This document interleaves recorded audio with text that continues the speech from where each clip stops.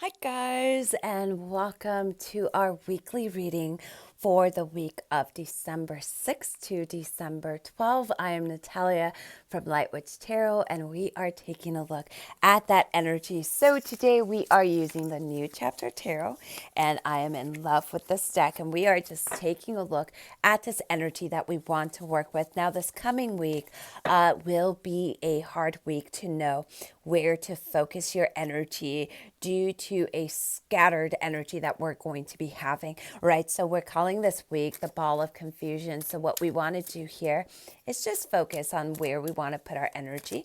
Now remember that not all the cards that I pull out for you today will resonate with you.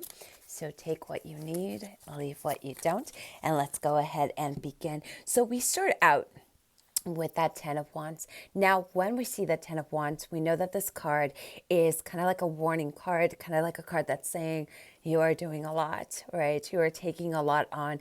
You may feel sometimes like, I've got this, I don't need anybody to help me, I'm very self-sufficient, I am very independent. Raise your hand if this is you, because that is me. But the thing about this is the energy that comes afterwards. When we're constantly doing something, whether it's for us or for other people, whether we're enjoying it or not, this has really nothing to do with the energy behind it, but more of that energy of overwhelming energy that takes over.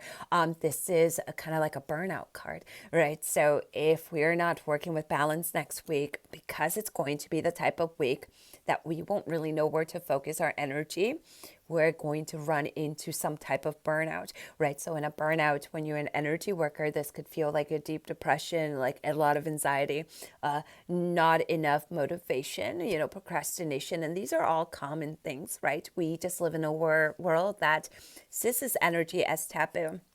So when we see this, we got to set our priorities straight, starting Sunday, starting Monday.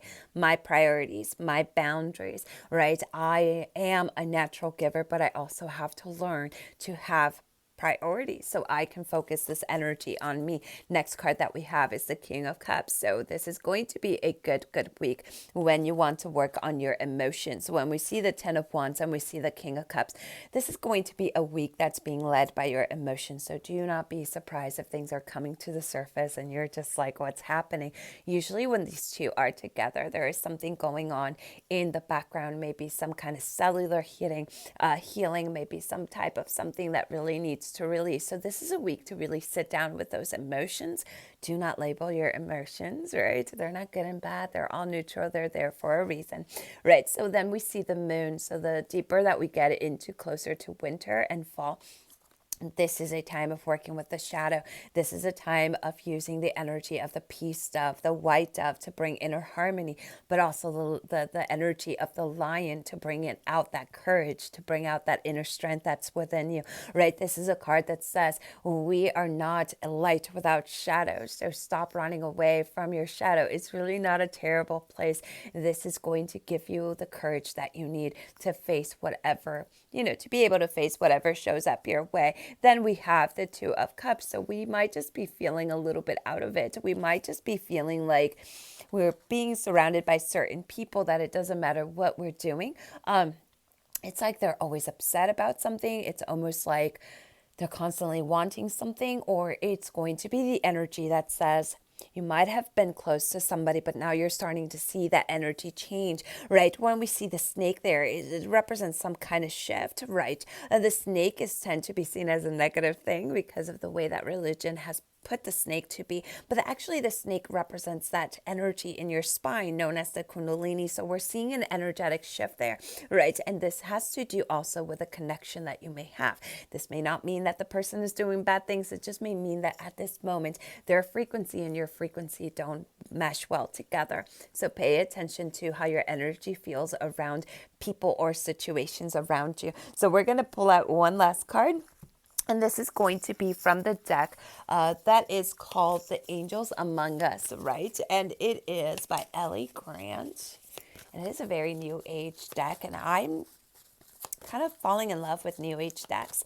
Right, so let's take a look here. We have the energy of Archangel Zadkiel. So when this shows up, this is definitely a time of transmutation. It's a time of change, a time of transition, right? This is a time to have mercy with yourself, to really be soft with yourself, to also work with the energy of the violet flame, working with the energy of your third eye, but most of all, working with the energy of your heart center. This is going to be a week that's going to require your courage, but it's also going to require for you to give yourself all the self-love and self-nurture that you need. So as you can see, the week of December 6th to December 12th, right after the eclipse, we do see a lot of that transition happening that goes hand in hand with the Astros, right? So if you're ready to get your reading with me, head over to the shop, www.lightwitchtarotshop.com.